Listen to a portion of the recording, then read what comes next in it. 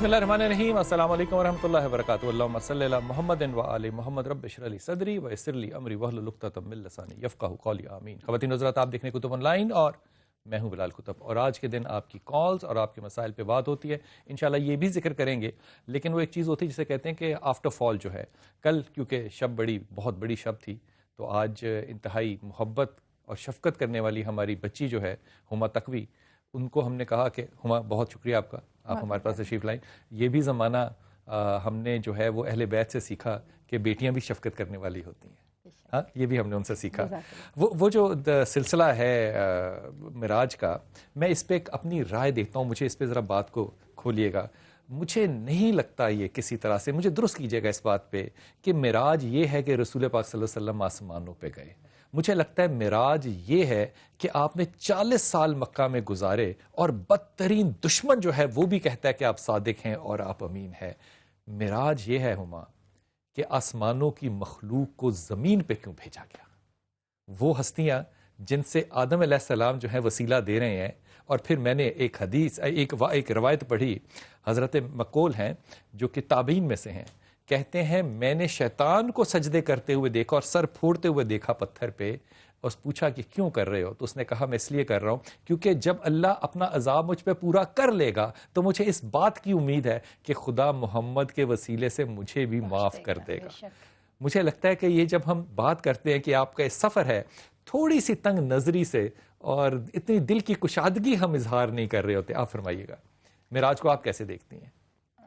بہت شکریہ بلال بھائی، بالکل رحمتوں برکتوں والی کل رات، بلکہ معراج کے صدقے میں انسانیت کو معراج مل جائے اگر کاش ہم صحیح طور پہ انسان بن جائیں۔ کل کی رات اپنے بخشش کروانے کے لیے، اپنے پہچان کے لیے بہت بڑی رات ہوتی ہے کل کی رات، اور بقول علامہ اقبال کے وہ کہتے ہیں کہ عالم کو بشریت کے ایک زد میں نظر آتا ہے، پورا عالم کہ بشریت کہاں تک جا رہی ہوتی ہے۔ تو رسالت مآب صلی اللہ علیہ وآلہ وسلم کا یہ اعجاز جو آپ معراج کہہ رہے ہیں، کردار کی معراج تو انہوں نے 40 سال تک دکھا دی، اور اس قدر کردار کو بلند کر دیا کہ یہ جو معراج جس کو ہم کہتے ہیں وہ اس کے آگے بہت چھوٹی نظر۔ کیا بات ہے! حبیب کبریا کے کردار کی معراج یہ کہ ہر شخص قصیدہ خواہیں، اور پھر اس کے بعد صداقت اور امانت جو آپ نے ابھی تذکرہ کیا، حبیب نے اتنا صادق رکھا کہ اللہ کی وحی کو بھی صادق رکھا۔ سبحان اللہ، مطلب حدیث کو حدیث رہنے دیا، وحی کو وحی رہنے دیا۔ کیا بات ہے، کیا بات ہے! یہ بھی صداقت ہے حبیب کبریا۔ اور یہ جو حصہ ہے پہلا اسرار کا، جو اس سے پہلے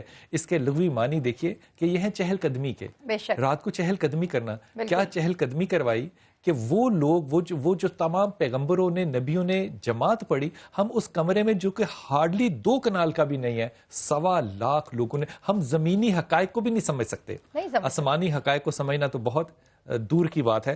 لیکن ایک آپ کے اپنے باہر کے سننے والوں اور دیکھنے والوں سے ایک بات عرض کرتا چلا جاؤں کہ پاکستان یقیناً جو ہے نا، میں ایمانداری سے کہہ رہا ہوں میں آپ کو، یہ رحمت ہے اللہ کے رسول کی، جو ابن ماجہ میں حدیث ہے کہ مجھے یہاں سے ٹھنڈی ہوا جاتی ہے، جب آپ اس ملک سے باہر جائیں تو آپ کو اندازہ ہوتا ہے کہ یہ ملک آپ کے لیے کتنی بڑی ٹھنڈی جگہ ہے۔ خدا کی قسم، میں بہت سے برطانیہ میں پچھلے دنوں میں لوگوں سے ملا جو کہ 40 برس سے جو ہے، 50 برس سے جو ہے وہ برطانیہ میں ہیں، لیکن قسم لے لیجیے انہوں نے بھی منت مانی ہوئی ہے کہ اپنے گاؤں کو انہوں نے برطانیہ میں، برمنگھم میں، مانچسٹر میں ری پروڈیوس کرنا ہے۔ بھائی انہوں نے نہیں تبدیل ہونا، بچے پڑھ گئے، نسلیں، تیسری نسل آگے آ گئی، لیکن وہ رپیٹ کرنے میں اس معاملے کو، پتہ نہیں وہ کون لوگ ہیں جو کہتے ہیں کہ تعلیم بدل دیتی ہے۔ میں نے تو پاکستانیوں کو تعلیم کے ساتھ بھی برطانیہ میں بدلتے ہوئے بالکل نہیں دیکھا۔ لیکن بہت میرے خیال میں ایک بات آپ اس بات کو بڑھائیے گا کہ بہت سے وہ مسائل جو آج پاکستانی ہمارے ایکسپیٹریٹس فیس کر رہے ہیں، وہ خاص طور پہ اپنے بچوں کے لیے کر رہے ہیں۔ ان کی شادیاں ایک عذاب بنا ہوا ہے، ان کے کردار ان کے لیے ایک عذاب بنا ہوا ہے، وہ اس کو دیکھیں یا نہ دیکھیں۔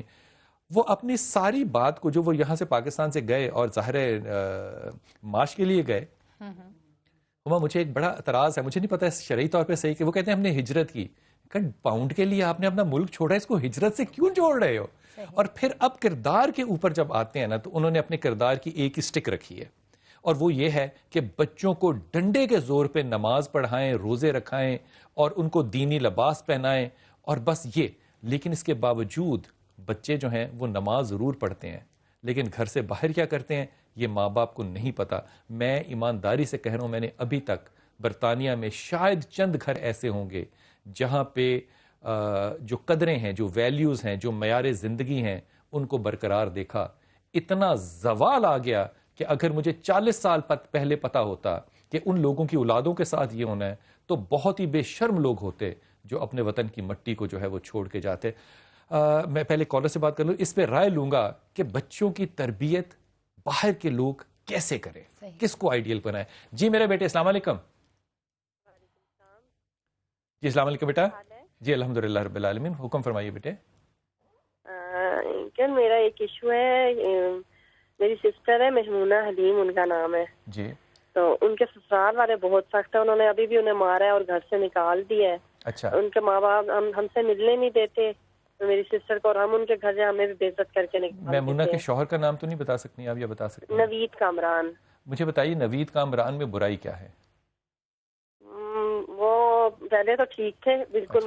میں صحیح بات کو مطلب میرا وہ ساتھ دیتے تھے ان سسٹر کا. اچھا. مگر ان کی کانوں کے بہت کچے ہیں، بس ان کی امی کہتی ہے، ان کی امی بہت سخت ہے، امی کے پیچھے انہوں نے بھی ہاتھ اٹھایا ہے. آپ کا نام کیا میرے بیٹے؟ میں مہمونہ حلیم میوشی سسٹر بات کر رہا ہوں. اچھا، میں ایک بڑا ہونے کی حیثیت سے، ایک باپ ہونے کی حیثیت سے اگر آپ سے کچھ ایسی بات کہوں جو کوئی تلخ ہو تو آپ دل پہ نہ لیجئے گا، بلکہ صرف سوچئے گا کہ عین ممکن ہے کہ ایک بیٹی کے لیے یہ بھی راستہ ہو.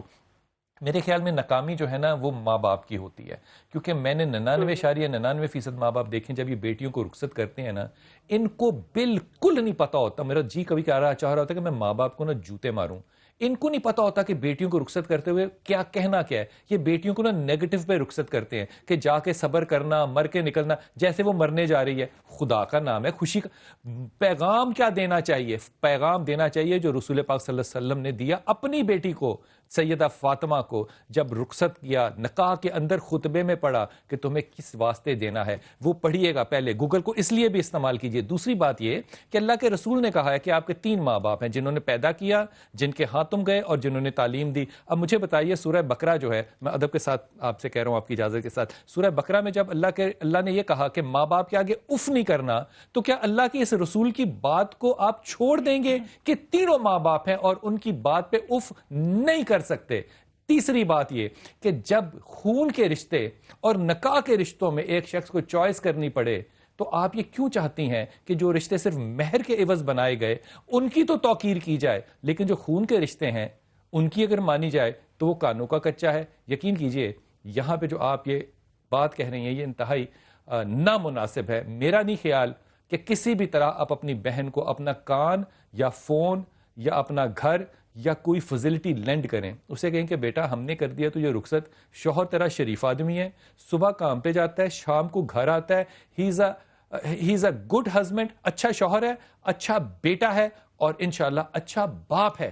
پھر اس پہ کیڑے نکالنا کہ وہ ظلم ہے. اما میں ادب کے ساتھ یہ بات کہہ رہا ہوں، اگر وہ خاتون محترم جو آپ کی ہمشیرہ ہیں اگر یہ صرف بات کا جواب نہ دیں تو میں اس بات کو ہمیشہ یہ کہتا ہوں کہ ایک مکھی اگر دیوار پہ بیٹھی ہو نا تو اس کو آپ AK-47 سے بھی مار سکتے ہیں. آپ کا حق ہے کہ آپ ماریے، ضرور ماریے، لیکن وہ فلائی فلیپر سے بھی مر سکتی ہے.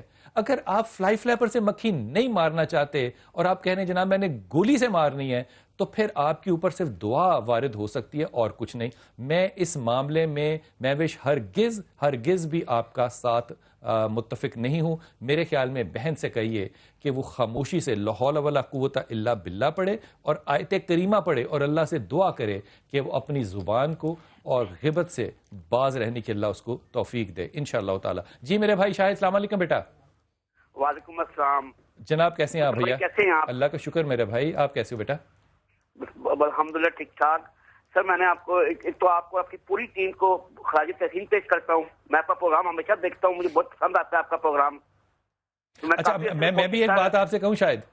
جی دیکھو جب اللہ اور رسول کی مجلس ہونا، اور یہ اللہ کے رسول کی مجلس ہے، اللہ اور اللہ کے رسول کی مجلس ہے اور کچھ نہیں ہے، تو تعریف صرف اللہ اور اللہ کے رسول کی ہونی چاہیے، افراد کی نہیں ہونی چاہیے. اللہ سے دعا کرو کہ اللہ ہمیں اور توفیق دے کہ ہم اللہ اور اللہ کے رسول کے ذکر کو قائم کریں. آپ کا بہت شکریہ، آپ نے بات کی ہے. آمین. میرے اللہ سے دعا ہے آپ کے لیے، آپ کی پوری ٹیم کو، آپ کے دوسرے لوگ تعاون کر رہے ہیں، اللہ تعالیٰ ان سب پر پاک کی رحمت کرے. آمین آمین آمین آمین. برکت سے اپنا فضل اپنا وسیع کرے. ہمیں حاصل ہو گئی، ہمیں اپنی محنت حاصل ہو گئی. حکم فرمائیے میرا بیٹا. ہاں سر، میں نے پڑھا تھا کہ میری عمر 40 سال ہے. ماشاءاللہ. مجھے آسٹیو پروسیس کی بیماری ہے، ماربل بون ڈیزیز، معمولی چوٹ لگنے سے میری ہڈیاں ٹوٹ جاتی ہیں. میری ابھی تک 27 دفعہ جگہ جگہ سے ہڈیاں ٹوٹی ہوئی ہیں. میں اسلام آباد میں IE1 میں رہتا ہوں، چوتھے فلور پر. چوتھے فلور پر میرا گھر ہے، میں گھر سے نیچے نہیں جا سکتا. میں 10 سال سے گھر کے اندر بند ہوں، نہ میں نے باہر کی دنیا دیکھی ہے نہ کچھ ہے. اور اسی طرح میں بستر پر لیٹا رہتا ہوں، اور میری ہائی شوگر ہے، ہائی بلڈ پریشر ہے.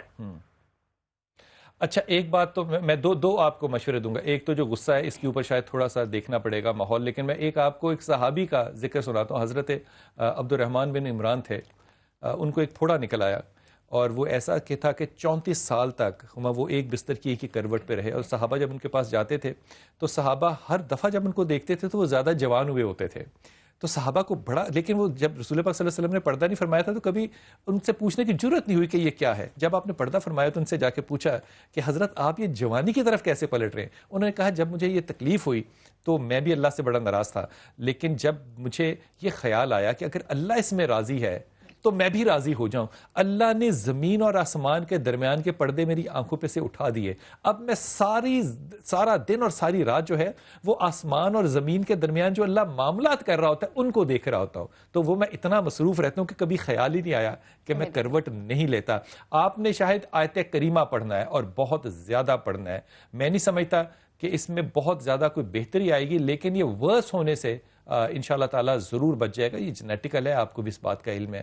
بہتری نہ آئے، اگر یہاں پہ ٹھہر بھی جائے تو آپ باہر نکلنے کے انشاءاللہ قابل ضرور ہوگے انشاءاللہ. آیت کریمہ پڑھنا، جب آیت کریمہ پڑھ رہے ہو تو اپنے دونوں ہاتھوں کو آپ نے اپنے جسم کے اوپر رکھ کے پڑھنا ہے، تاکہ وہ جو انرجی ہے آیت کریمہ کی وہ آپ کے جسم اور خون میں جائے. اور یہ میں بات جو ہے یہ صرف ایک گمان کے لیے نہیں کہہ رہا، یقین کیجئے یہ سائنٹیفکلی بھی پروون ہے، اور مذہبی طور پہ تو کیا ہی بات ہے نا. صحابہ نے تو جا کے اس شخص کے جو اس کو بچھو کاٹا تھا اس پہ پڑھا تھا، سورہ فاتحہ کا دم کیا تھا اور وہ چلا گیا تھا. دم کی طاقت ہے اس میں، اللہ کی برکت ہے. اللہ تمہیں بہت آسانی اور کامیابی دے. آیت کریمہ انتہا کا پڑھنا ہے آپ نے. جی میرے بچے، السلام علیکم. السلام علیکم بیٹا. وعلیکم السلام. کتب صاحب مجھ سے مخاطب ہیں؟ جناب علی بالکل، حکم فرمائیے، آپ آن ایئر ہیں. سر میں درگا داس بول رہا ہوں سر، کراچی سے. جی حکم فرمائیے، حکم فرمائیے. سر میرا مسئلہ یہ تھا کہ میں 20-25 سال سے کافی مشکلات میں تھا روزگار کے سلسلے میں. اچھا. میرے پاس کافی کچھ تھا، اللہ کا دیا ہوا، میں سینکڑوں ایکڑ میری زرعی اراضی تھی، سب کچھ تھا، لیکن وہ سب کچھ مجھ سے ایسے چلا گیا، میں بہت پریشان تھا. کیوں چلا گیا؟ تو پھر سر میں اپنا کوئی سرفراز، بہت نیک ہستی تھی، سرفراز شاہ صاحب ہے اقبال ٹاؤن میں کوئی لاہور میں، جی سائیں یعقوب شاہ، سید یعقوب شاہ کے جادی نشین ہے شاید وہ.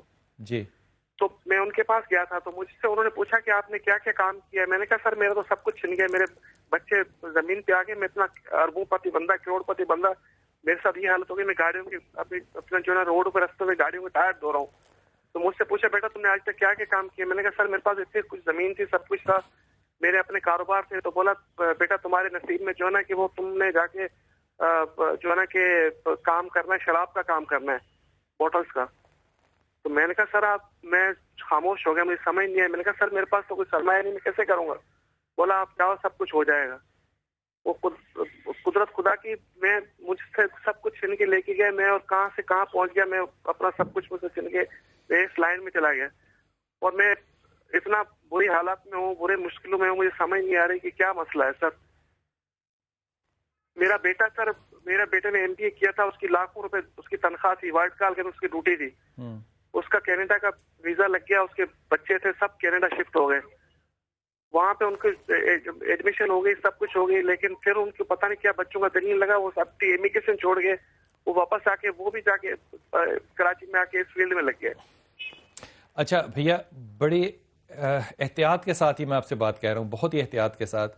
ایک تو آپ کسی کی پیٹھ پیچھے جب بات کر رہے ہیں تو ظاہر ہے اس کو اللہ تعالیٰ نے، اللہ کے رسول نے اس کو غیبت کہا ہے. غیبت جو ہے وہ اپنے مردہ بھائی کا گوشت کھانا ہے. اس سے تو یقیناً پرہیز کرنا چاہیے. میں شاہ صاحب کو جانتا ہوں، لاہور کی بلکہ پاکستان کی بلکہ دنیا کی بہت بڑی ہستی ہیں.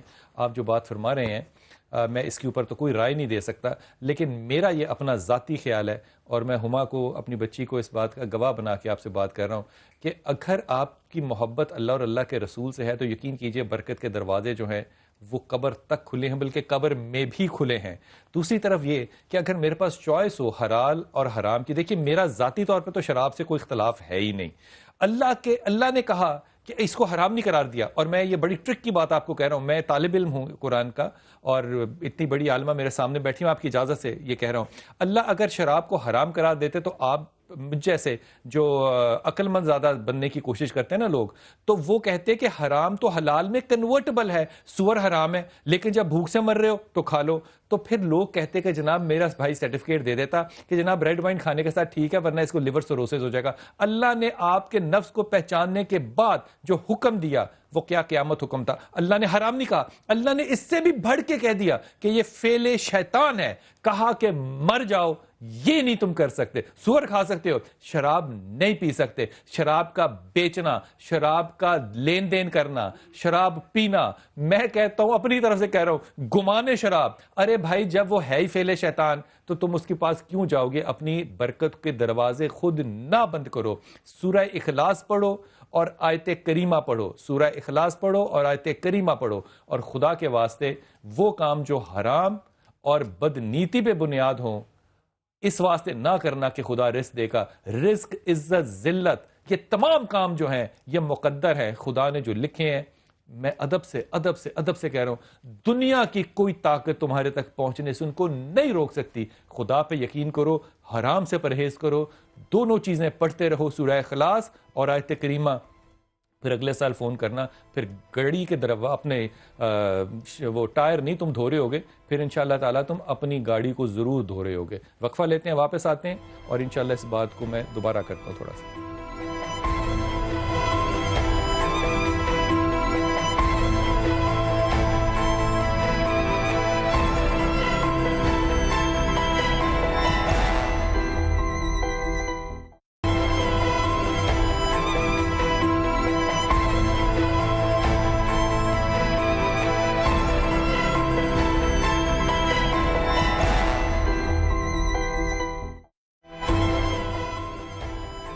بسم اللہ الرحمن الرحیم۔ میں بالکل بھی کوئی شکایت کے طور پہ نہیں، لیکن دو باتیں جو ہیں وہ صرف اس لیے آپ سے شیئر کر رہا ہوں کہ اگر آپ کا یہ خیال ہے کہ پاکستان میں مذہبی رجحان جو ہے وہ شدت پسند ہے تو یہ آپ کی انتہائی شدید غلط فہمی ہے، کیونکہ وہ باہر برطانیہ کے اندر میرے خیال میں جو شدت کا رجحان ہے اور مسالک کی جو ڈسٹریبیوشن ہے وہ ہم سے بھی کہیں زیادہ ہے۔ ایک مفتی صاحب مفتی تھے وہ مسجد کے، کیونکہ امام بھی تھے اور لوگوں کے نقاب بھی پڑھاتے تھے، تو مجھے ایک ساتھی نے کہا، وہ پاکستان کے بہت بڑے نمائندے تھے، انہوں نے کہا کہ حضرت آپ نے اپنی تقریر کے بعد ان کا پورا سوال سننا ہے۔ تو جو ہی تقریر ختم ہوئی انہوں نے کھڑے ہو کے تقریباً 18 منٹ کا سوال کیا، اور وہ سوال جو تھا وہ تعریفوں سے بھرپور تھا، اور وہ بھی میری تعریفیں تھیں جو میں نے باتیں کی نہیں تھیں۔ تو میں بہرحال خوش بڑا ہوا، اس سے پہلے کہ میں ان کو یہ کہتا کہ حضور یہ باتیں آپ کا بڑا احسان ہے کہ آپ سوچ رہے ہیں، لیکن یہ بات تو میں نے وہ انہوں نے باتیں کی اور وہ چھوڑ کے چلے گئے۔ جب وہ چلے گئے تو میں نے پوچھا ساتھی سے، میں نے کہا یہ رکے نہیں یہاں پہ؟ انہوں نے کہا حضور یہ میرا 100 پاؤنڈ تھا جو کام آیا۔ خدا کی قسم میں اتنا اپنے آپ کو میں نے چھوٹا محسوس کیا کہ ہم اپنے علماء کرام سے بہت لڑتے ہیں، میں خود بہت لڑتا ہوں، رمضان سارا میرا لڑائیوں میں گزرتا ہے، لیکن ہمارے علماء کرام کا ایک قد ہے، ایک کردار ہے، وہ غلط بھی ہیں تو پوری ایمانداری کے ساتھ ہیں۔ یہ جو کردار سازی ہے، 2 مشورے دیجئے کہ ہمارے باہر کے لوگ جو ہیں وہ علماء کے حوالے کر دیں جو کہ 100 پاؤنڈ پہ تعریف کریں گے، یا کیا کریں؟ دیکھیے آپ بہت بہتر جانتے ہیں کہ دین کی پہلی تربیت تو گھر سے ہی شروع ہوتی ہے، علماء تک تو بعد میں جائیں گے، پہلے تربیت بالکل پہلی تربیت تو پیرنٹس نے کرنی ہے، والدین نے کرنی ہے، اور وربلی نہیں کرنی، پیرنٹس جو ہے وہ تربیت اپنے کردار سے کریں گے۔ یہاں پہ دیکھیں، یہاں تو میں اپنے گھر سے باہر نکلوں گی، مجھے باہر بھی وہی سین نظر آئے گا جو کہ میرے گھر میں ہے، لیکن جب فورن کنٹریز میں رہتے ہیں ان کے ساتھ تو یہ پرابلم ہے نا کہ وہ گھر سے باہر نکلیں گے تو جی باہر جائیں گے تو ٹوٹلی ڈیفرنٹ ہو جائیں گے۔ تو آپ کو لگتا ہے کہ اگر ماں باپ جو ہے ان کا اختلاف نہ ہو، وہ صحیح راستے میں اور دین سمجھتے ہو، تو بچے بکھر نہیں سکتے؟ یہ تو آپ 100% لکھ لیں، دین اس کردار کا نام ہے جو ایک دفعہ اگر آپ کے اندر ڈل جائے تو وہ کبھی زندگی سے باہر نہیں نکلتا، اگر صحیح دین آپ سمجھا سکے بچے کو۔ میں بات آپ کی شیئر کروں جو آپ بریک میں کہہ رہی تھی، آپ نے روزہ رکھا آج ماشاءاللہ تعالیٰ، اور ان کے شوہر گئے بیٹے کو لینے کے لیے، تو اس کا لنچ باکس بھی واپس آ گیا کیونکہ بیٹے نے کہا میں نے بھی روزہ رکھا ہوا ہے. جب ماں باپ کی تربیت ہوگی, وہ آئیڈیل ہوں گے, تو بچے انہی قدموں پہ چلیں گے, انہی قدموں پہ چلیں گے. دکھانا ہے نا, آپ نے کہنا نہیں ہے. کیسے ہاں واہ واہ واہ, یہ ہے جو حاصل ہے. آپ نے صرف کہنا نہیں ہے, آپ نے دکھانا ہے. اور بچہ اس بات کا احساس کر سکتا ہے. اگر لوگ باہر کے, ہمارے بچے, ہمارے ماں باپ, ہمارے اولادیں جو وہاں پہ دوسری اور تیسری نسل میں ہیں, اگر وہ یہ سمجھتی ہیں کہ آج ان کوئی مسائل کا حل نہیں ہے, تو ان میں ناکامی ماں باپ کی ہے. حسین صاحب السلام علیکم. السلام علیکم سر. وعلیکم السلام سر, میں دیدار حسین بلوچستان سے بات کر رہا ہوں. بڑی مشکل سے بلال صاحب آپ کا نمبر مجھے ملا ہے. خدا کے واسطے مجھے اچھا سا مشورہ دیجیے. میری بیوی ہر وقت بیمار رہتی ہے سر. گھر میں اتنی پریشانی ہوتی ہے, اتنی پریشانی. کوئی کہتا ہے سائے کا مسئلہ ہے, کوئی کہتا ہے کیا مسئلہ ہے. گھر میں بے برکتی ہوتی ہے, بچوں کے ساتھ جھگڑا کرتی ہے. جب اس کے ساتھ نام اس کا کوئی نام بھی ہوگا نا ماشاء اللہ تعالیٰ آپ کی بیوی کا؟ رفیہ بی بی. اچھا, ڈاکٹر کیا کہتے ہیں کہ سایہ ہے, یا ڈاکٹر کہتے ہیں کوئی اور جنات کا اثر ہے؟ ڈاکٹر کیا کہتے ہیں؟ سر ڈاکٹر کے پاس لے کے جاتے ہیں, کوئی فرق نہیں پڑتا. اگر کسی عالم کے پاس لے کے جاتے ہیں, دم وغیرہ کراتے ہیں, پھر اس کو فائدہ ہو جاتا ہے. ورنہ وہ کہتی ہے میرے بائیں بازو میں, سر میں اتنی درد ہوتی ہے, بس پھر بے ہوش ہو جاتی ہے. سر بالکل مجھ سے نفرت, بچوں سے نفرت, گھر میں اتنا جھگڑا, اتنا حد سے بھی زیادہ سر, بہت گھر میں پریشانی. اچھا, وہ ہمارے پاس بھی ایک ایسی بچی آئی, ذرا غور سے سننا, اور میرے لفظوں کے بیچ کا جو مطلب ہوگا نا اس کو تم نے لینا ہے. ہمارے ہاں بھی ایک ایسا کیس آیا, انہوں نے کہا جناب یہ خاتون جو ہے یہ ٹریول کر جاتی ہے, رات کو سوتی ہے اور صبح کسی اور جگہ سے اڑتی ہوئی ملتی ہے, اور ہزاروں میلوں کا سفر کرتی ہے, اور وہ یہاں پہ اسٹوڈیو میں ہمارے وہ بے ہوش ہو گئیں. تو میں تھوڑا سا کیا کہنا چاہیے, ذرا تلخ مزاج ہوں اس معاملے میں, کیونکہ میرے خاندان میں میرے سوا سارے ڈاکٹر ہیں. تو میں نے اس کی آنکھ کے اندر نہ اپنی انگلی کو ڈالا. جب میو ہاسپٹل میں کوئی ایسا کیس آتا ہے تو میں نے ڈاکٹروں کو یہی کرتا ہوا دیکھا تھا. وہ اتنی تکلیف دہ بات ہے کہ اگر آپ جینون بے ہوش نہیں ہوں گے تو آپ تکلیف سے آ کر دیں گے. جب میں نے اس بچی کی آنکھ میں انگلی ڈالی تو اس بچی کا جسم ہلنے لگ گیا, وہ بے ہوش نہیں تھی. معاملہ یہ ہے کہ میں بڑے ادب سے, عاجزی سے آپ کو ایک بات کہہ رہا ہوں, نہ اب نہ پہلے اور نہ آئندہ آپ کی بیوی کو کوئی بیماری نہیں ہے. پہلی بات تو یہ, اس کو ایک ہی بیماری ہے, اور وہ بیماری ہے کہ اس کے اندر کا جو چھپا ہوا مرد ہے نا, وہ کہتا ہے کہ حاکم بن. اللہ نے اس کو جسمانی طور پہ عورت بنا دیا اور ذہنی طور پہ اس کو مرد بنا دیا. یہ اختلاف جو اس کے اندر ہے یہ قیامت تک ٹھیک نہیں ہونا. اس لیے آپ اس کو بحث کر کے دوائی دے کے ٹھیک نہیں کر سکتے. ظاہر ہے یہ اتنا اگریشن جو ہے یہ عمر کے ساتھ ڈھلنے کے ساتھ ساتھ ایک بیماری میں, اور یہ نفسیاتی بیماری میں کنورٹ ہوگا. بیماری شماری کوئی نہیں ہے, ٹھیک کرنے کی ضرورت نہیں ہے. نہ اس نے ڈاکٹر سے ٹھیک ہونا ہے, نہ اس نے پیر صاحب سے ٹھیک ہونا ہے. اس نے ٹھیک ہونا ہے ادب سے. تمام لوگ عاجزی کے ساتھ, ادب کے ساتھ جو کہے مان لو. اگر کر لو گے تو گزارا چلے گا بھیا, اگر نہیں ہوگا تو نہیں چلے گا. لیکن میں آپ کو بڑے ادب سے, عاجزی سے بات عرض کر رہا ہوں کہ دنیا کے مسائل کے اوپر اللہ کے واسطے نہیں دیا کرتے. میں ان تمام بہنوں سے بھی جو میسیجز اس طرح کے کرتے ہیں کہ ہماری بات کریں, یہ میں نے سب کے لیے ایک برابر پلیٹ فارم رکھا ہے. جو چاہے یہاں پہ کال کرے, جو چاہے یہاں پر آئے, اپنے مسئلے کو جیسے چاہے بات کرے. لیکن یہ رجحان آپ نے بھی تو غلط رکھا نا. اب میں اس عورت کو, اپنی اس بہن کو کتنا برا کہہ سکتا ہوں جس کا شوہر خود اس کو بابوں کے پاس لے کے جا رہا ہے. تو یہ نامناسب بات آپ کی طرف بھی ہے.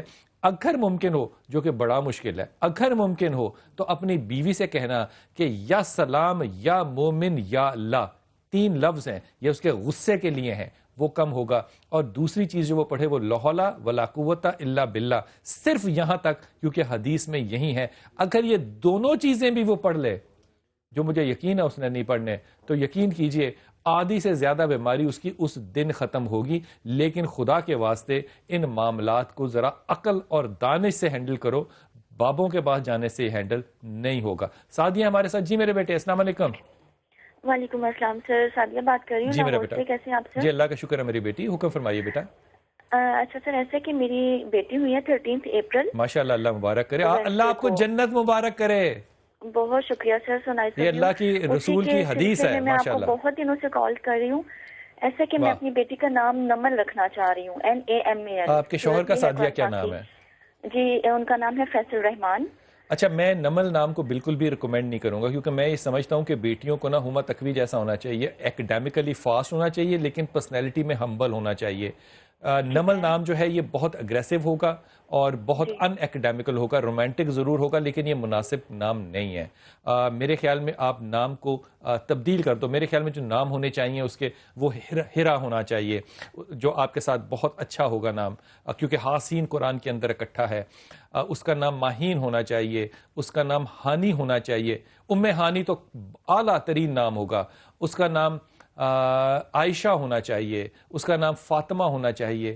ان سیدھے سادے ناموں میں سے نام رکھو۔ یہ جو گوگل کر کے نام رکھو گے پھر 12-14 سال کے بعد ریپینٹنس جو ہے وہ بہت زیادہ ہوگی۔ نمل کا مطلب ویسے بھی چونٹی ہوتا ہے نا، مطلب مناسب بالکل بھی مناسب نہیں ہے۔ کیسی اچھی بات کر دی۔ میں کہہ رہا تھا نا کہ کردار جو ہے وہ ایسا ہونا چاہیے کہ علم میں تیز ہو، اور ادروائز یہ چونٹی کا نام ہوگا تو پھر چونٹی وہ چونٹی ہوگی، پھر کیا ہوگا؟ یہ معاملہ مناسب نہیں ہے، اس طرح سے نہ کرنا۔ لیکن ادب سے کہہ رہا ہوں یہ بات، شوہر سے مشورہ کرنے کے بعد یہ کام جو ہے وہ آپ نے کرنا ہے۔ جی السلام علیکم۔ السلام علیکم بیٹا۔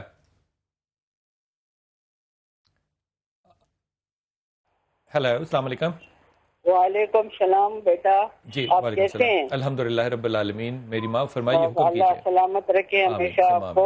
میں میری ایک ریکویسٹ ہے آپ سے۔ حکم۔ میرا بیٹا ہے ضیا، کینیڈا میں ہے، جی تو وہ وہاں ٹیکسی چلاتا ہے، لیکن 2-3 سال سے وہ جاب کے لیے کوشش کر رہا ہے۔ وہ ابھی حال میں اس جاب کے لیے اس نے امتحان دیا ہے، اس لیے میں آپ سے ریکویسٹ ہے کہ ایک ماں کی خواہش ہے کہ آپ دعا کیجئے کہ یہ اس میں آپ کی ریکویسٹ نہیں ہے، آپ کی ریکویسٹ نہیں ہے، آپ کا حکم ہے، اور آپ کا حکم جو ہے وہ میرے سر اور میرے آنکھوں پر ہے۔ میں تہہ دل سے اس کے لیے دعا گو ہوں، لیکن اپنے بیٹے کو کہیے گا کہ آپ بیٹے سے کہیے گا کہ سورہ اخلاص جو ہے اس کی تلاوت کرتا رہے، اللہ تعالیٰ اس کو کامیابی دے گا۔ اور تلاوت اس طرح سے کرے کہ ہر وقت اگر سو نہیں رہا تو سورہ اخلاص جو ہے اس کو پڑھتا رہے۔ واپس آتے ہیں صفحے سے اور بات کرتے ہیں ہما سے کہ اگر لوگ باہر رزق کمانے کے لیے چلے ہی گئے ہیں تو اپنی کن چیزوں کو وہ پریورٹی رکھیں، کون سی ایسی 2-3 اہم باتیں ہیں جن کو مد نظر ماں باپ بھی رکھیں اور اپنی اولادیں بھی رکھیں۔ ہم اس وقفے کے بعد یہ بات کرتے ہیں۔ السلام علیکم ورحمۃ اللہ۔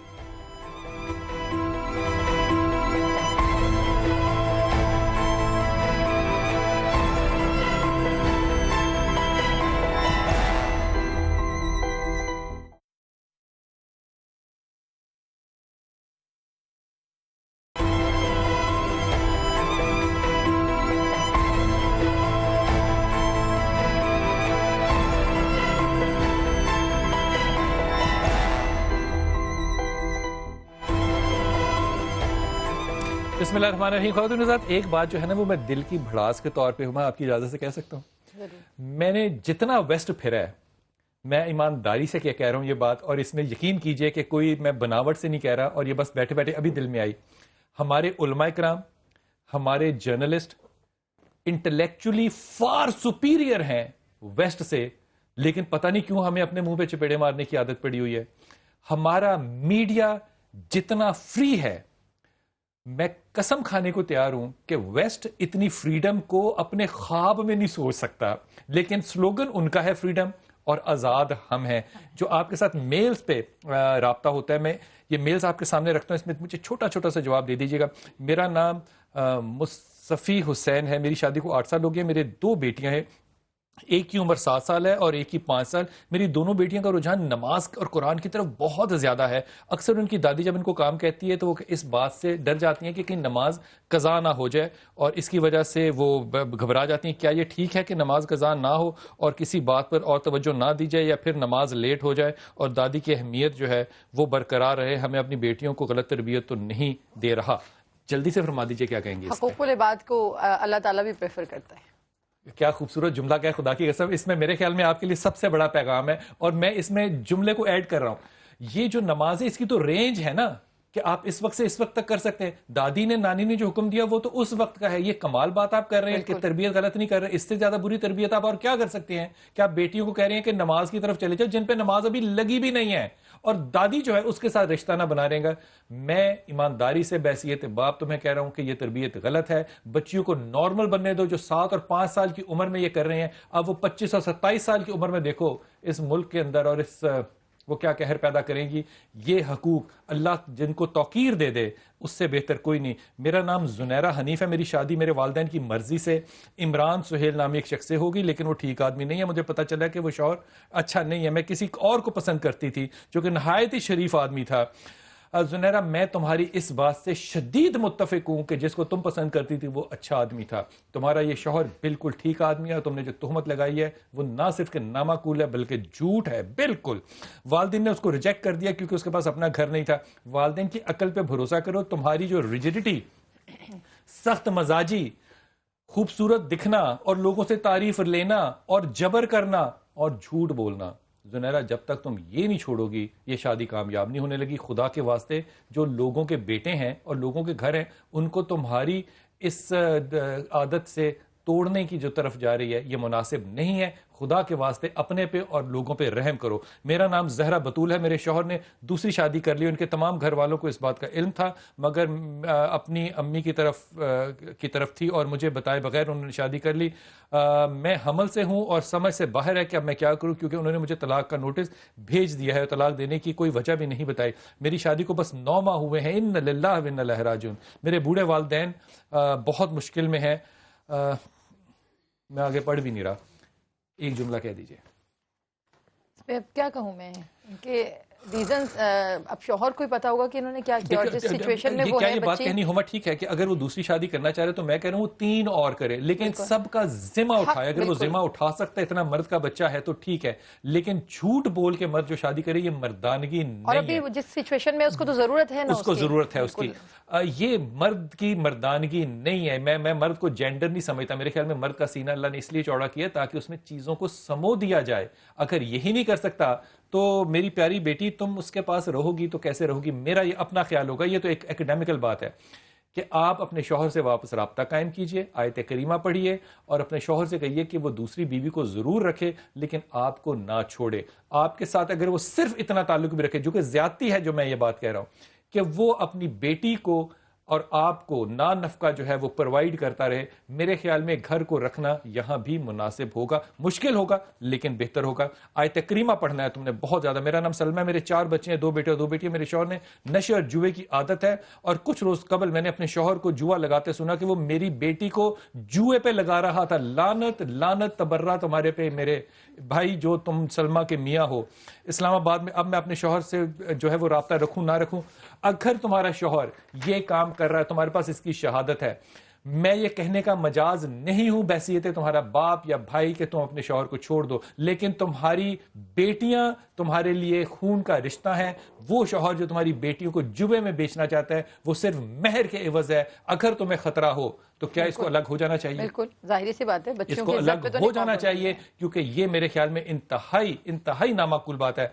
سمن احمد مجھے 4 سال ہو گئے ہیں, مرگی کے دورے پڑتے ہیں جس کی وجہ سے تعلیم مکمل نہیں کر سکی. سمن میرا نہیں خیال کہ تمہیں مرگی ہے, میرے خیال میں تمہیں فوڈ الرجی ہے.